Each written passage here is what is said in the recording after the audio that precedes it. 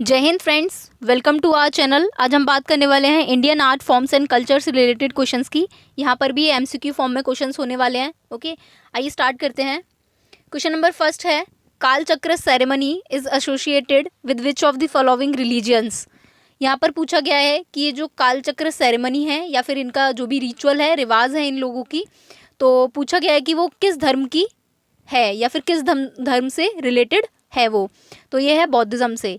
कालचक्र ceremony जो है वो बौद्धिज्म से रिलेटेड है। ओके, यहाँ पर बेसिकली क्या होता है कि बहुत ही लार्जेस्ट स्केल पर और एक इम्पॉर्टेंट रिचुअल है इन लोगों का, जो कि डन किया जाता है इनके होलीएस्ट जो माने जाते हैं दलाई लामा, ओके, बुद्धिज्म में, उनके द्वारा ये कंप्लीट किया जाता है। ओके, नेक्स्ट क्वेश्चन है, कजली। कजली भी बोलते हैं इसको और कजरी भी बोलते हैं। ये जो सॉन्ग है वो पूछा गया है कि किस टाइम पर गाया जाता है। ठीक है, तो ये जो सॉन्ग है वो है उत्तर प्रदेश का।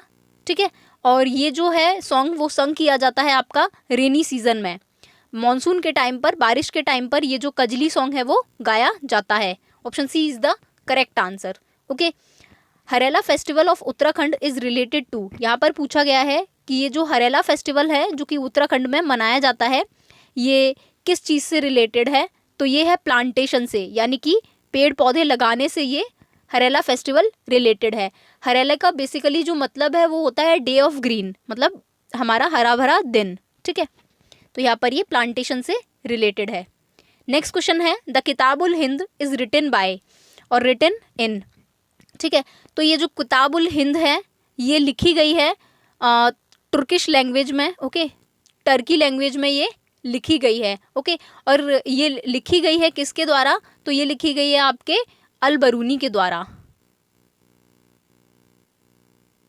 ओके, अल बरूनी जो मोहम्मद गौरी के टाइम से उनके साथ थे, ठीक है, एक लेखक थे, उन्होंने ये बुक लिखी है और ये तुर्की लैंग्वेज में लिखी है। किताबुल हिंद में बेसिकली बताया गया है कि इंडिया में क्या चीज़ें हैं, इंडिया कितना प्रॉस्पेरिटी, फुल ऑफ प्रॉस्पेरिटी है, मतलब कितना ज़्यादा इधर संपन्नता है भारत में। ठीक है, तो ये बताया है इस बुक में। नेक्स्ट क्वेश्चन है, Lathmar Holi is celebrated in. ये जो लठमार होली है वो पूछा गया है कि उत्तर प्रदेश में सेलिब्रेट की जाती है, बट किस रीजन में सेलिब्रेट की जाती है उत्तर प्रदेश के? तो ये सेलिब्रेट की जाती है बरसाना में। Option B is the correct answer. Lathmar Holi जो है वो बरसाना रीजन में मनाई जाती है। नेक्स्ट क्वेश्चन है, which is post harvest folk dance in Assam. यहाँ पर पूछा गया है कि फसलों की कटाई से पहले जो डांस परफॉर्म किया जाता है असम के लोगों के द्वारा, तो वो कौन सा डांस है? ठीक है, तो यहाँ का ये जो लोक नृत्य हम बोलेंगे तो वो है बिहू। फोक डांस है जो कि असम का है वो है बिहू।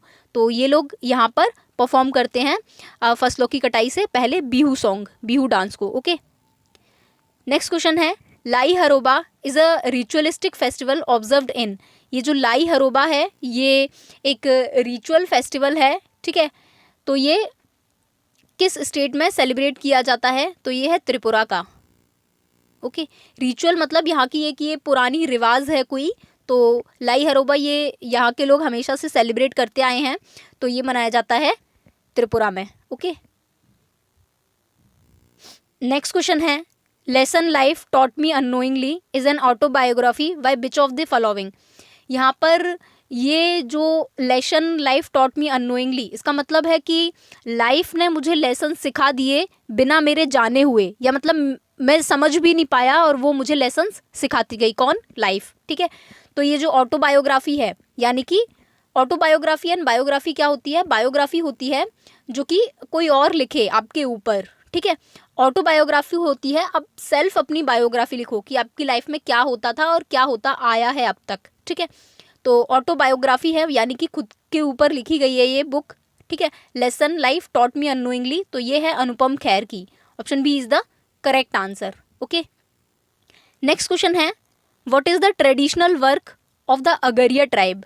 ट्रेडिशनल वर्क जो होता है, यानी कि ट्रेडिशनल मतलब ट्रेंड से, इनके पुराने जो लोग रहे होंगे इस अगरिया ट्राइब के, वो लोग भी यही काम करते थे। ठीक है, तो मतलब इनके पूर्वज जो थे वो भी यही काम करते थे और अभी ये लोग भी यही काम कर रहे हैं।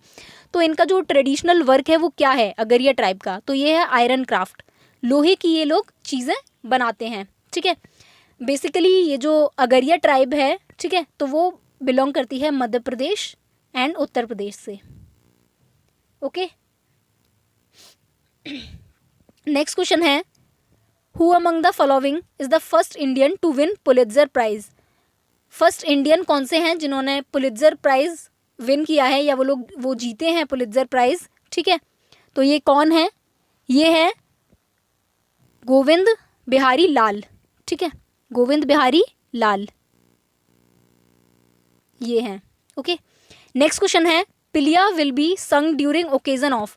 ये जो पिलिया एक टाइप का सॉन्ग है, तो यहाँ पर पूछा गया है कि ये सॉन्ग किस टाइम पर या किस त्योहार पर ये सेलिब्रेट किया जाता है या गाया जाता है। तो ये गाया जाता है किसी के बर्थ होने पर। ठीक है, बेसिकली ये बिलोंग करता है हरियाणा से, और यहाँ पर अगर सन का जो बर्थ होता है, बेटा पैदा होता है, तो इस टाइम पर ये गाना गाया जाता है। ओके, नेक्स्ट क्वेश्चन है, Sankariya dance of Rajasthan is related to. Sankariya dance है जो राजस्थान का है, वो यहाँ पर पूछा गया है कि किस फोक डांस से रिलेटेड है। तो ये है कालबेलिया से।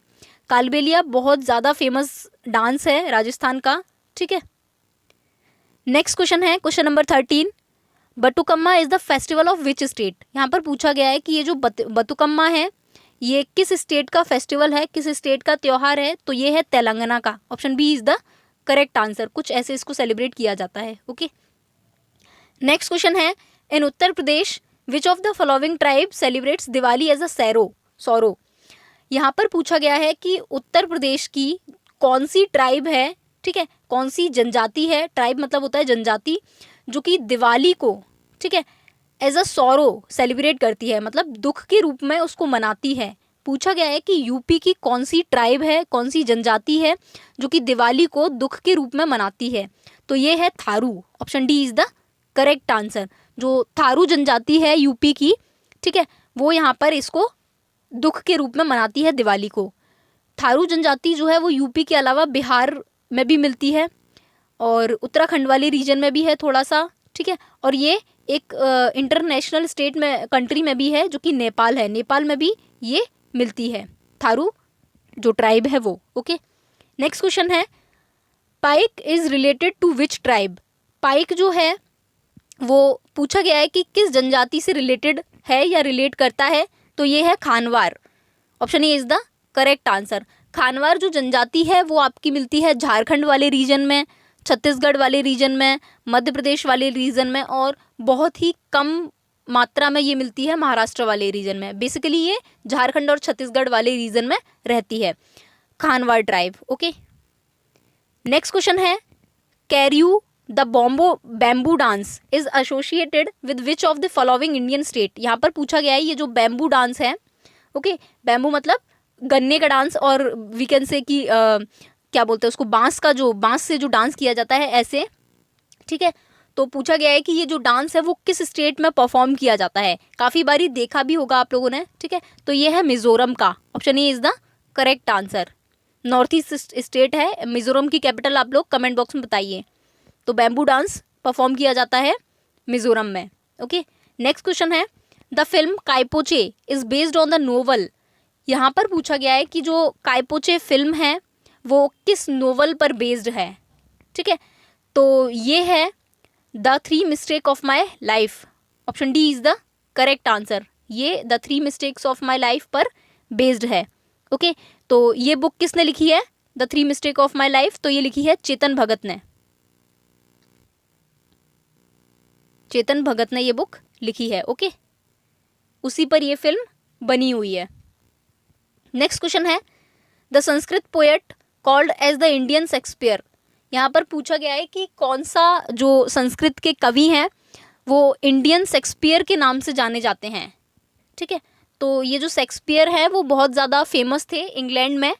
तो बोला गया है कि भारत का शेक्सपियर किसको बोला जाता है, तो ये बोला जाता है कालिदास को। Option A is the correct answer. Okay, next question देखते हैं, the first book written by M.K. Gandhi was. जो M.K. गांधी हैं उनकी फर्स्ट बुक पूछी गई है इधर, वो कौन सी है? तो ये है my experience with truth. Option A is the correct answer, मतलब मेरा एक्सपेरिमेंट ट्रुथ के साथ। ठीक है, नेक्स्ट क्वेश्चन है, the temple situated near Pushkar lake in Rajasthan is related to. यहाँ पर पूछा गया है कि एक टेम्पल है पुष्कर के पास, ठीक है, पुष्कर लेक के पास राजस्थान में, वो किस गॉड से रिलेटेड है। तो आपको यहाँ पर मैं बता दूँ कि ये रिलेटेड है ब्रह्मा जी से, लॉर्ड ब्रह्मा से रिलेटेड है पुष्कर का। एंड वर्ल्ड का एक ही ऐसा टेम्पल है, एक ही ऐसा मंदिर है जो कि ब्रह्मा जी को रिलेट करता है, वो है यही पुष्कर का टेम्पल। ओके, और बाकी ब्रह्मा जी का कहीं भी टेम्पल आप लोगों को नहीं मिलेगा, राजस्थान के पुष्कर में ही एक टेम्पल मिलता है। ओके, नेक्स्ट क्वेश्चन है गोल गुम्बज वॉज डिजाइंड बाय। ये जो गोल गुम्बज है वो आपके बीजापुर में है, ठीक है। तो यहाँ पर पूछा गया है कि ये किसने डिज़ाइन किया था, तो ये किया था याकत ऑफ दाबुल। याकत ऑफ दाबुल ने ये डिज़ाइन किया था। ओके, नेक्स्ट क्वेश्चन है the oldest form of composition of Hindustani vocal music is. यहाँ पर पूछा गया है कि जो इंडिया के हिंदुस्तानी म्यूज़िक जो है, वोकल मतलब म्यूज़िक होता है, ठीक है, गाने वाला म्यूज़िक। तो यहाँ पर पूछा गया है कि उसकी ओल्डेस्ट फॉर्म ऑफ कंपोजिशन मतलब उस कैसे गाने, किस गज़ल में या किस चीज़ में गाने वो गाए जाते थे, कंपोज किए जाते थे, तो उसकी सबसे पुरानी फॉर्म क्या है, तो ये है ध्रुपद। ध्रुपद शैली जो थी उसमें ये कंपोज किए जाते थे।